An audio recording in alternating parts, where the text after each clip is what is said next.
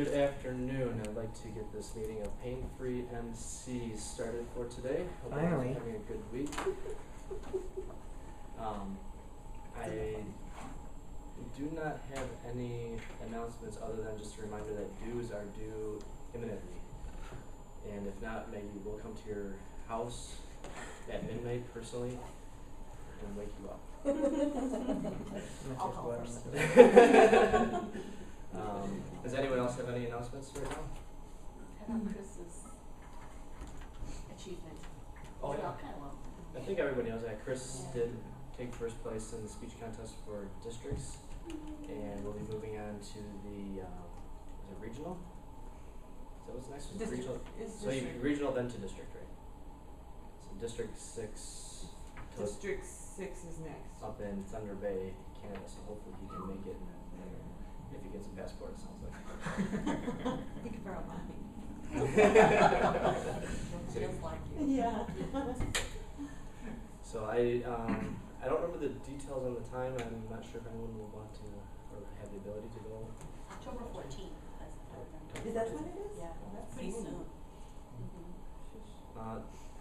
The regional contest, someone did videotape some of the speeches and put them on YouTube. I haven't had a chance to look at the link, but I'll send that out to the group. I don't believe he actually got Chris's speech, however.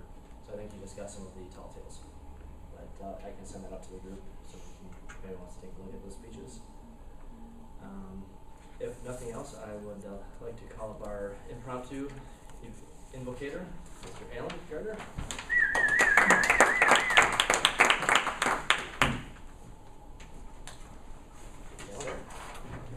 Standing.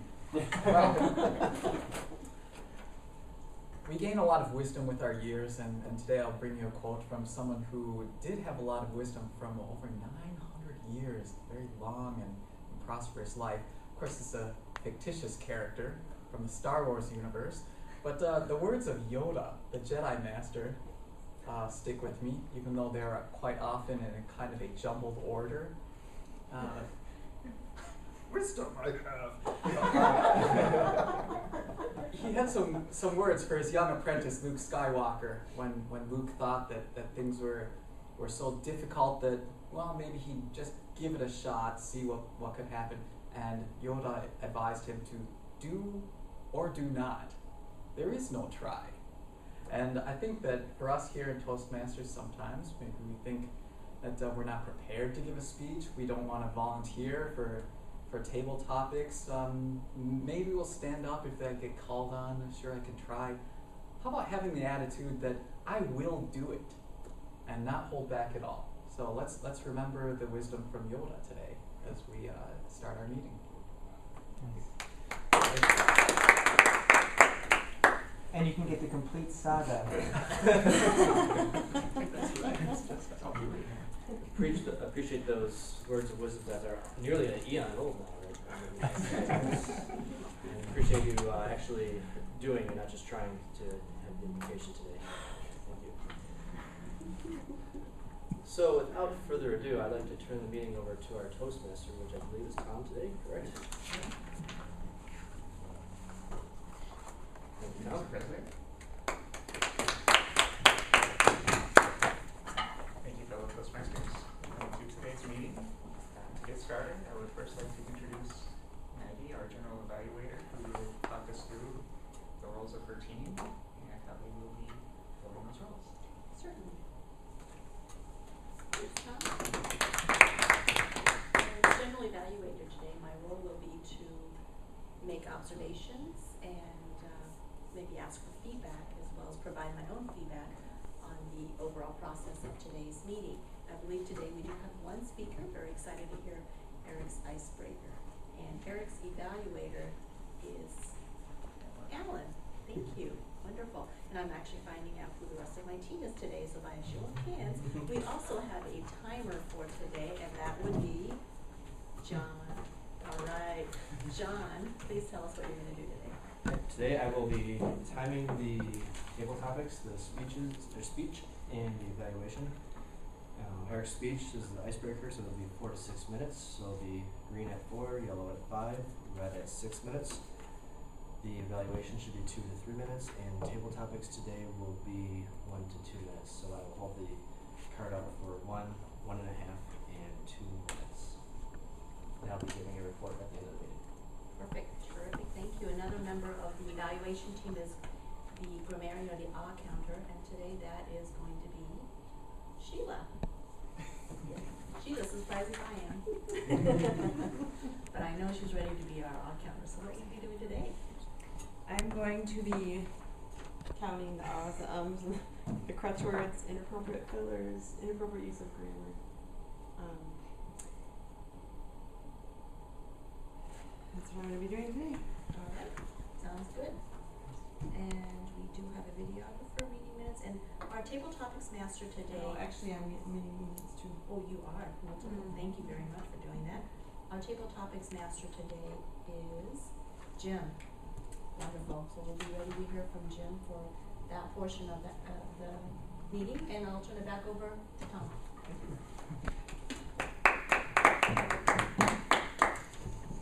For our next order of business, I would like to call the Venerable Mr. Jason Curtis for the word of the day. To the stand.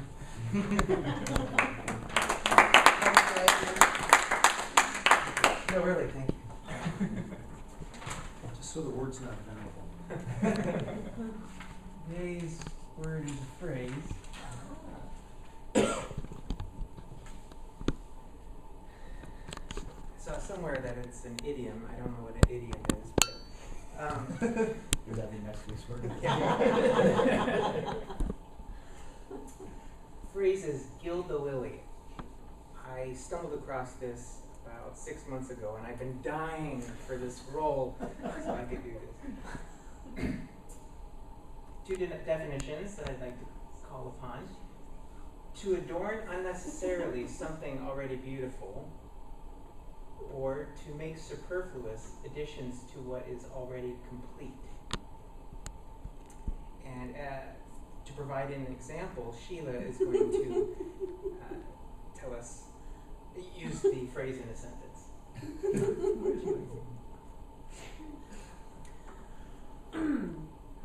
Jason often gilds the lily when I enter the room.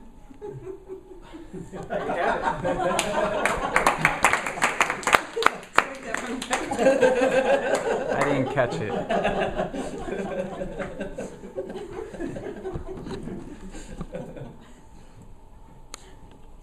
Thank you, Mr. Curtis, for the wonderful word and phrase of the day. Next up, we have Eric, who will be giving his icebreaker speech today. Eric, who is able to ride a bicycle before he could even spell his last name, Eric Schleppenbach has been riding bikes for a long time. However, affording time to his hobby has seen its share of bumps in the road. For his icebreaker speech, there are painfree MCs. Eric will be speaking about how his interest in bikes has changed throughout his life. Please welcome Eric.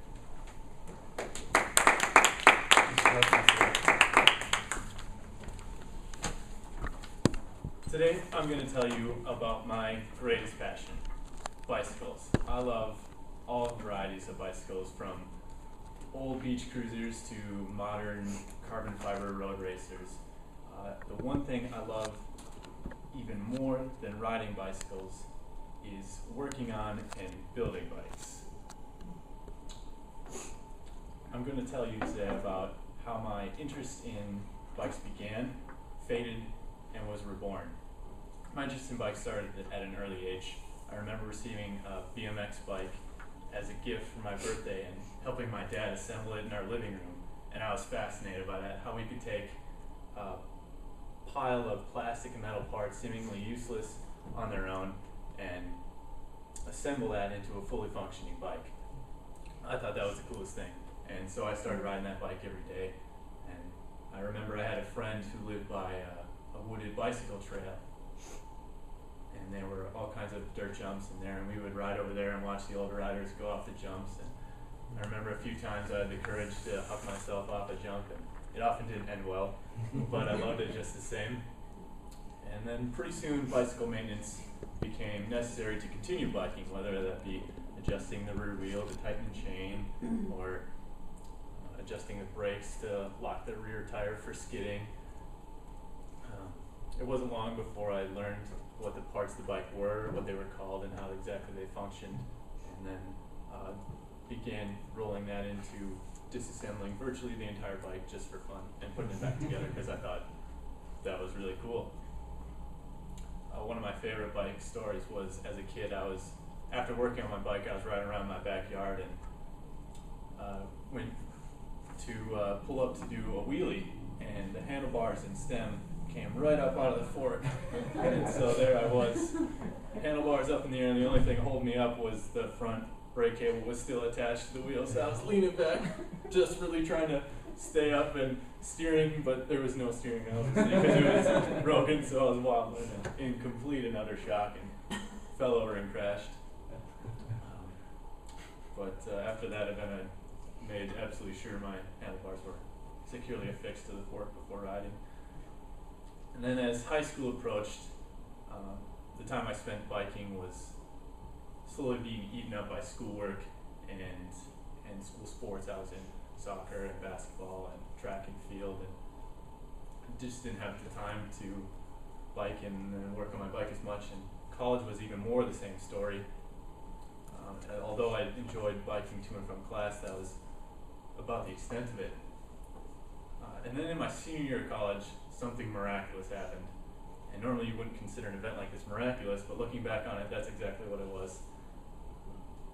My mountain bike that I used to bike to and from class, the first and only time I forgot to lock it up, it was stolen. So, still wanting to bike to class, I cruised around Craigslist looking for a replacement, and found that was fun, and remembered in a way how it was similar to, as a kid, flipping through my BMX bike magazines. I would see all the cool bikes and daydream about, oh, if I had this bike, I could ride around so fast, or I could do this trick. And Craigslist, looking at all the $1,000 bikes and bikes way out of my price range and even skill set, it was still fun and enjoyed that a lot. So I kept looking through Craigslist, and then one day I saw it. I saw a bike I had to have. It was a 1990s GT Tempest mountain bike, and as a kid, for me, GT brand was like the Cadillac of bicycles. I dreamed of owning a GT for years, so I bought the bike, and it lived up to all of my expectations. It was like riding on a cloud, and that event triggered what I like to refer to as my bicycle renaissance period. My love and my passion for biking and working on bikes instantly came back. It was like, it hit me like a wave, and all of a sudden I was outside, my bike flipped up on its handlebars and seat, trimming the wheels and replacing parts and fixing things. And since that time, I've had to retire the GT frame. I found 2 cracks in the head tube, but that's another story. And, but my passion and my enthusiasm for bikes has returned and is stronger than ever. This last summer, I built a tandem bicycle out of 2 identical beach cruiser bicycles from the 1960s. This year, I built up a road bike, purchasing and installing each part individually. Currently, I'm in the design stages of constructing a wooden bicycle frame. And my mechanical engineering background constantly inspires me to come up with new bike projects. A short list of the projects in the queue right now are the wooden frame I have to finish first, but then I'm thinking maybe there's going to be a carbon fiber triathlon frame in there. I want to do a side-by-side bike, ski bike. Yes, it's a bike with skis instead of wheels. Water bike. I mean, the list just goes on. Although bikes have had to take a backseat to other priorities in my life at times, and will again in the future, I know now that working on bikes is a hobby that I will be able to enjoy for the rest of my life. And even if I have to set that hobby aside